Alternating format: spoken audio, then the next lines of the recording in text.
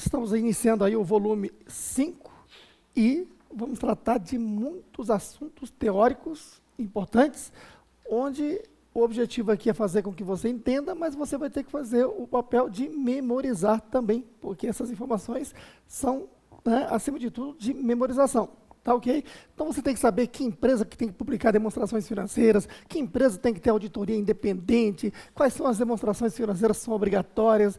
Esse tipo de assunto vamos tratar agora, tá ok? E a empresa que tem foco principal, né, nesse volume, nesse módulo aqui, é exatamente a sociedade anônima. Então, nós já estudamos esse assunto lá no capítulo especial da contabilidade básica, que tratamos lá de noções de direito comercial. Então, não vamos aqui perder muito tempo, né? Vamos só rapidamente recordar o assunto sociedade anônima e, né, aprofundar aí nos propósitos contábeis sobre o assunto. Tá ok? Olha só, nós sabemos que a atividade mercantil é a atividade de quê? Venda, não é isso? Venda de quê? De mercadorias, no caso de uma empresa comercial, venda de produtos, no caso de uma empresa industrial, e venda de serviços, que é prestar serviço que não requer nenhuma formação técnica, ou seja, não há nenhuma lei exigindo formação técnica para essa prestação de serviço. Então, esse tipo de atividade chamamos de atividade mercantil. Ora, e regido pelo Código Comercial, alterado pelo Código Civil, né? Tá bom. O assunto, então, está na Lei Ordinária 10.406, que é o Código Civil, o novo Código Civil. Aí nós temos a figura do empresário individual e as sociedades empresárias. Né? Então, além... Opa, deixa eu só dividir isso aqui melhor.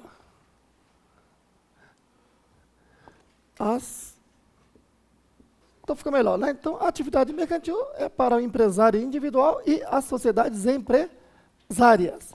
E as principais sociedades empresárias são as sociedades anônimas e as limitadas. No que se refere à sociedade anônima, existe a sociedade anônima de capital fechado e a sociedade anônima de capital aberto. Como eu diferencio uma da outra?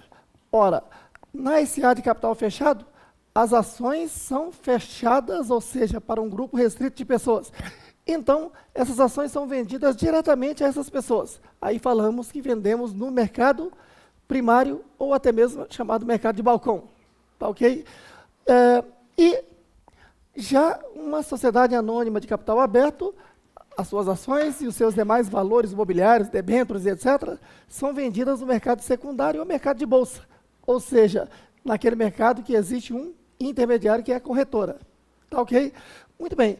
Então, geralmente, a SA de capital fechado é uma estrutura menor e a SA de capital aberto, né, até mesmo para sustentar, né, as burocracias e essa estrutura toda, geralmente é uma estrutura bem maior.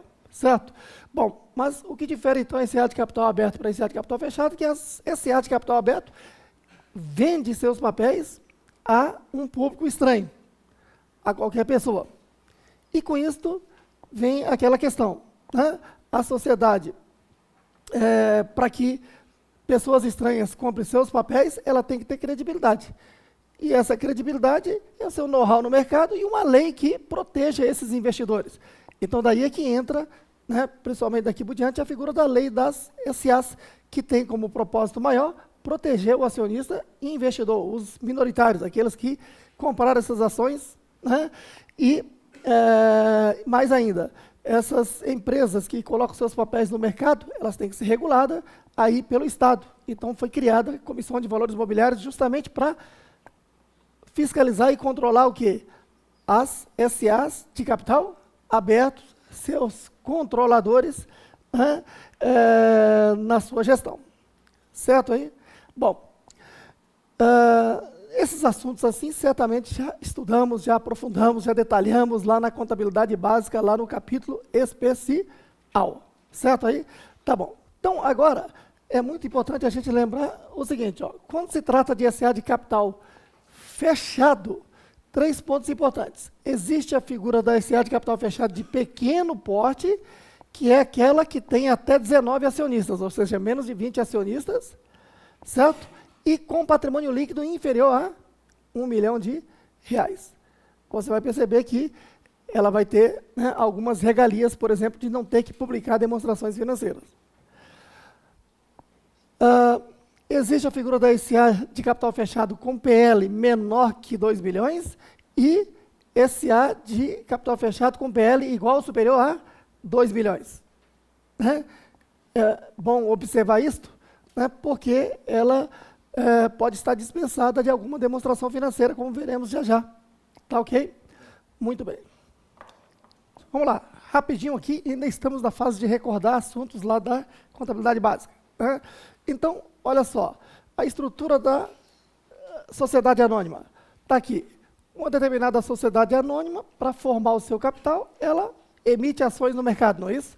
Ações ordinárias e ações preferenciais. Nós sabemos que as ações ordinárias são as que dão direito a voto. As ações preferenciais não dão direito a voto, mas dão uma série de preferências, principalmente na distribuição de dividendos. Bom, o investidor, seja pessoa física ou jurídica, quando ele compra essas ações, lá na SA estará ocorrendo integralização de capital. E o investidor é o acionista. Ora, a sociedade anônima tem que seguir as cartilhas da Lei 6.404 e criar a sua estrutura. A primeira coisa é eleger o seu conselho de administração. Certo aí? Então, quem é que vai eleger? Ora, os acionistas que têm direito a voto. Então, se eu tenho aqui, né, esses acionistas portadores de ações ordinárias, um total de 100, CA com 51 ações, CAB com 10 e outros acionistas de ações pulverizadas, 39. Ora, chegou a eleição, né? Como qualquer eleição, aqui nós temos uma chapa 1, chapa 2 e outras chapas. E esta chapa 2 tem a CA como uma das, né, um dos membros, um empregado da própria sociedade anônima, pode ser um outro profissional autônomo, tem que ter no mínimo 3 membros. E aí, então, certamente, possuindo aqui o maior número de ações que dão direito a voto, ela vota na chapa em que ela participa, a CA, e faz dessa chapa eleita para o Conselho de Administração. E certamente a CA, que possui o maior número de ações ordinárias, ela acaba controlando a investida. E a investida é sua controlada. Bom, eleito o Conselho de Administração, o Conselho de Administração cria aqui uma política de gestão e escolhe a diretoria. A diretoria vai executar essa política de gestão e fazer com que gere lucro. Parte do lucro é para ser reaplicado nas atividades da empresa, então constituímos aqui as reservas de lucro, né? Nós teremos aí um capítulo dentro em breve para estudarmos as reservas de lucro, reserva legal, estatutária, etc., cada reserva dessa, certo? Bom, e o restante do lucro, na forma do estatuto ou da lei, divide-se entre os acionistas, que é o dividendo.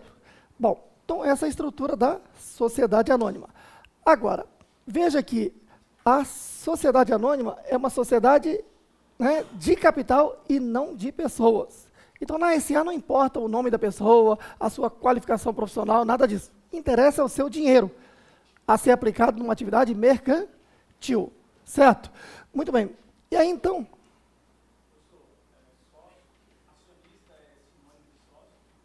Sim, acionista é sócio de uma sociedade anônima. Tá ok? Muito bem. Então, sócio é aquele que investe numa empresa. Tá? Numa sociedade anônima, esse sócio é acionista porque ele possui ações daquela empresa. Ele não entra com o nome e possui só as ações. Tá ok? Bom, então, olha, a sociedade anônima, ela pode emitir no mercado valores mobiliários. Não confunda valores mobiliários com títulos de crédito. Valores mobiliários são papéis que... Valores mobiliários são papéis que somente a SA pode emitir no mercado, com o intuito de captar recursos. Então, a SA emite esses papéis e capta recursos. As pessoas que compram esses papéis estão fazendo o quê? Investimento. Tá ok? Então, veja que a SA pode emitir esses papéis, chamados valores mobiliários, por exemplo, ações, debêntures, bônus de subscrição e outros papéis. Né? No caso das ações, é o principal papel, porque ela, né, emite no mercado e obtém proprietários. Já debêntures, não. Debêntures, ela emite no mercado para pegar um empréstimo junto ao público. Certo aí? oferecendo várias vantagens, que veremos mais adiante em capítulo próprio. Tá bom. Agora, se uma sociedade anônima, né, o sócio não entra com o nome, só com capital, a ser investido numa atividade mercantil, ela vende esses papéis no mercado, né, então ela tem uma responsabilidade muito grande, e ela tem que ser controlada. E aí, então, lá em 76, no dia 7 de dezembro de 76, aprovou-se a Lei 6385, que criou a Comissão de Valores Imobiliários, certo?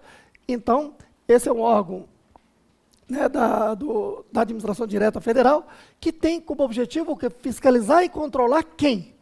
As atividades das companhias abertas. Então, ela não fiscaliza esse ato de capital fechado, não. Fiscaliza esse ato de capital aberto. Tá ok? O que mais? Os seus administradores, ou seja, né, aqueles que vão controlar aquela SA. Certo aí? E, mais ainda, os seus acionistas, né, os seus administradores e seus acionistas controladores.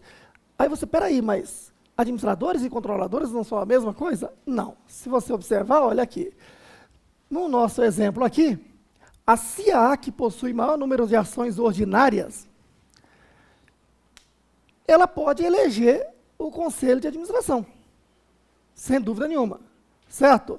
E vai colocar, para fazer parte desse conselho de administração, membros que ele queira. Tá ok?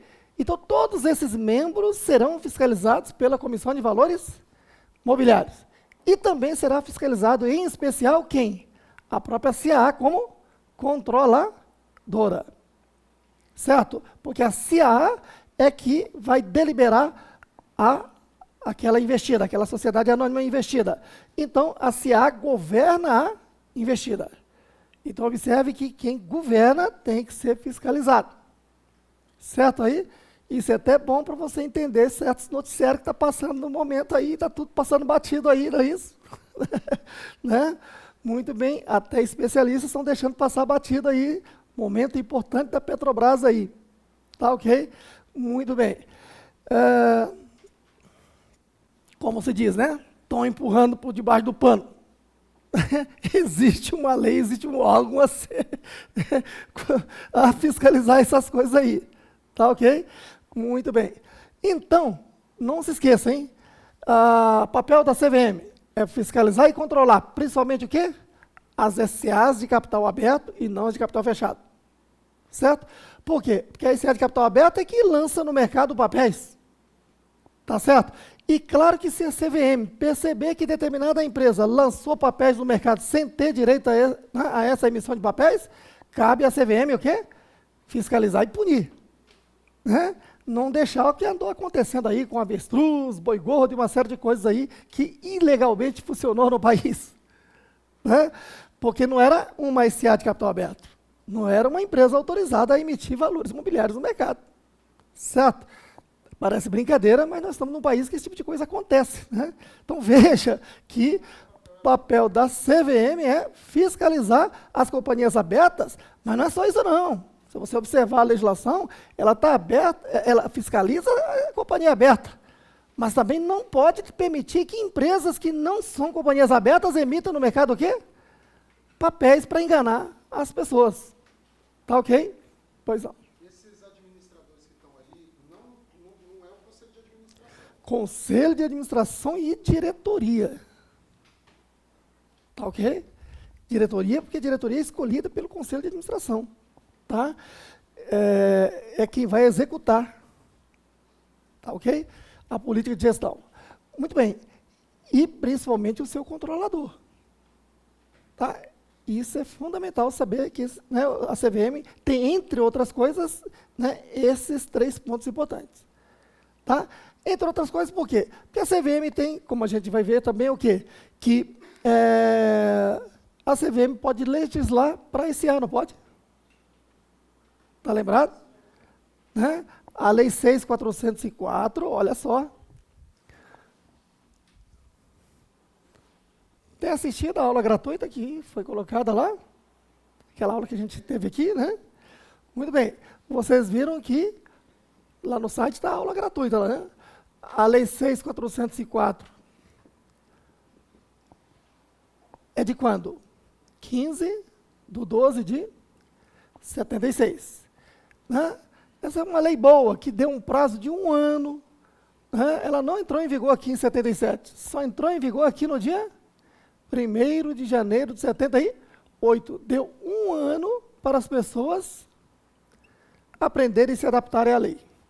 Mas antes da criação desta lei, veio a lei